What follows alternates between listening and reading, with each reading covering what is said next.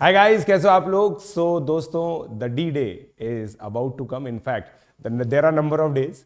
तो 27 तारीख, 29 तारीख और आप लोगों को पता ही है ये डेट्स हैं जेई मेन की। 27, 29, 30, 31 और 1। ठीक है। अब जो वो नोटिफिकेशन था उसमें 28/2 भी लिखी हुई है, तो वो ठीक है, देख लेते हैं। बट इन दिनों आप लोगों का दोस्तों जेई मेन का एग्जाम होने वाला है। सो ऑब्वियसली 2-3 साल की प्रिपरेशन है and it is all coming down to these dates. आप लोग को सिटी इंटीमेट हो गई है। अब दोस्तों मैं आप लोगों को कुछ चीजें बताऊंगा जो आप लोगों को एंड में ध्यान रखनी है। ठीक है। सबसे पहली बात यह दोस्तों, अगर आपकी सिटी बहुत दूर आई है, सेम डे ट्रैवल ना करें।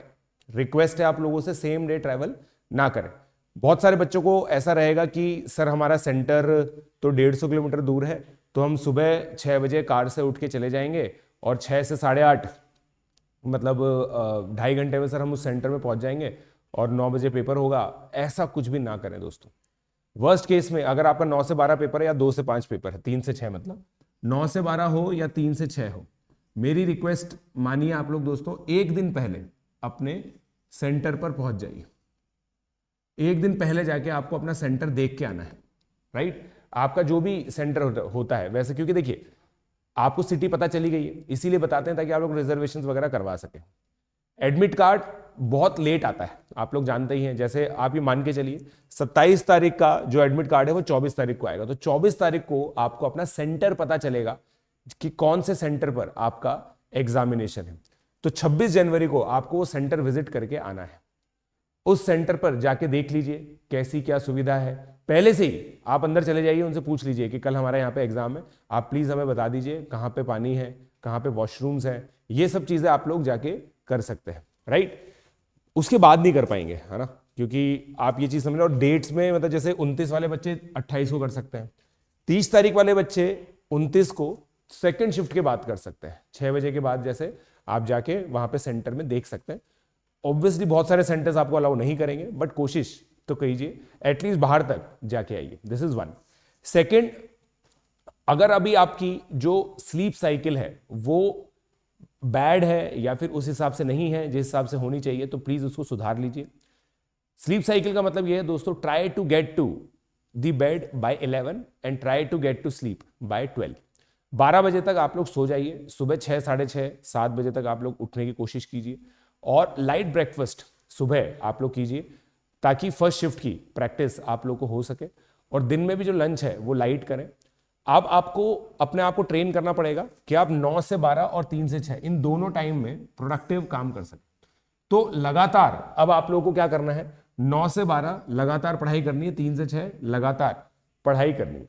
इसके अंदर आप एक काम कर सकते हैं, जैसे मान लीजिए आप लोगों ने ये स्लॉट बना रखा है कि 40 मिनट आप केमिस्ट्री अटेम्प्ट करेंगे, ठीक है, 50 मिनट फिजिक्स करेंगे, एग्जांपल दे रहा हूं मैं, और 90 मिनट मैथ करेंगे। तो उसी हिसाब से आप अपना स्टडी रूटीन बना सकते हैं। अगर आप इनमें मॉक्स नहीं दे रहे, क्योंकि जनरली बच्चे जो मॉक पेपर्स देंगे वो या तो इसमें देंगे या इसमें देंगे, तो अगर आप इस स्लॉट में मॉक पेपर दे रहे हैं मान लीजिए, तो इस स्लॉट में आप पढ़ाई इस तरह से कीजिए कि 40 मिनट केमिस्ट्री पढ़ रहे हैं, 50 मिनट फिजिक्स पढ़ रहे हैं, 90 मिनट मैथमेटिक्स पढ़ रहे हैं। इससे आप लोगों का दोस्तों बिल्कुल एक्लेमेटाइज रहेगा। आपका जो बॉडी क्लॉक है, आपका जो कंडीशनिंग है, वो इस तरह से हो जाएगी कि 3 से 6 में आपको पेपर अटेम्प्ट करना है हुआ तो उस हिसाब से आपका सब चीजें सेट हो जाएगी। अब दोस्तों आज आपको पता ही 18 तारीख है और कुछ ही दिन बचे हुए हैं। तो इन लास्ट के कुछ दिनों में से नो टू जंक फूड, है ना। जंक फूड या फिर दोस्तों एक्सेसिव एक्सर्शन। एक्सेसिव एक्सर्शन क्या होता है दोस्तों, मतलब देखो खेलना कूदना तो बहुत अच्छी बात है वैसे तो, ठीक है, मगर आप अपने आप को बहुत एक्सर्ट नहीं कर सकते।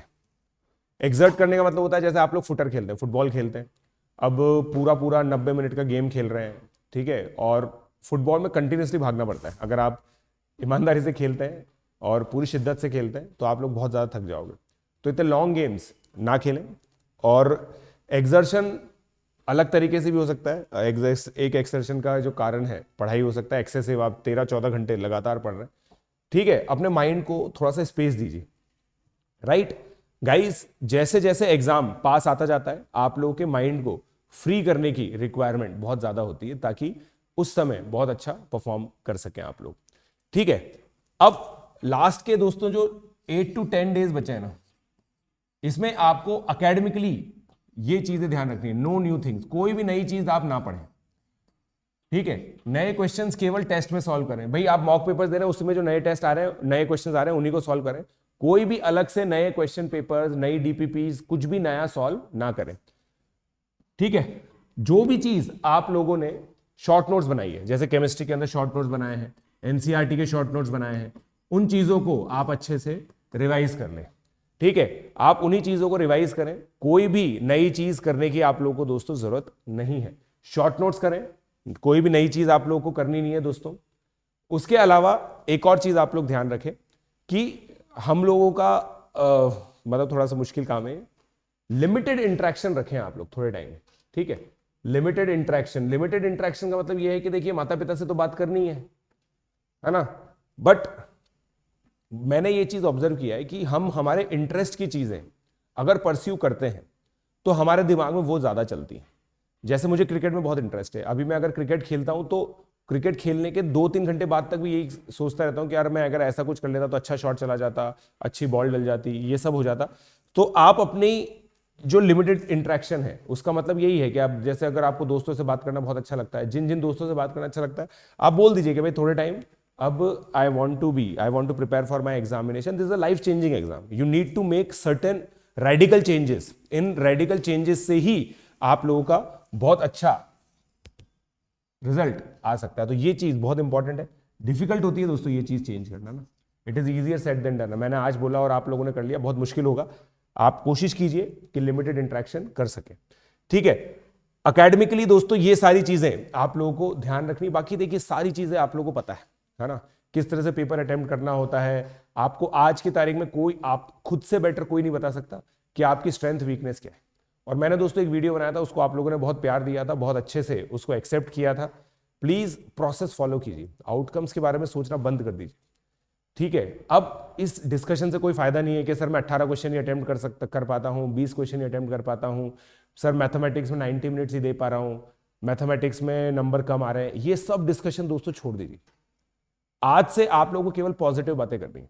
अगर आपके मान लीजिए मैथ में 45 मार्क्स भी आ रहे हैं ना, ठीक है ना, आपको ये नहीं सोचना कि आपके 55 कट क्यों रहे, आपको बस ये सोचना वेरी गुड मेरे 45 आ रहे हैं, अगले मॉक में मैं इसको 5 नंबर बढ़ाऊंगा, या अगले मॉक में मैं इसको 5 नंबर बढ़ाऊंगा, ठीक है। जो आपके पास है उसके लिए ग्रेटफुल रहिए और उसी को बस पुश करने की कोशिश कीजिए। ये मत सोचिए कि आप ऊपर से कितना नीचे है, ये सोचिए नीचे से कितना ऊपर है। ये बहुत इंपॉर्टेंट सोच है दोस्तों।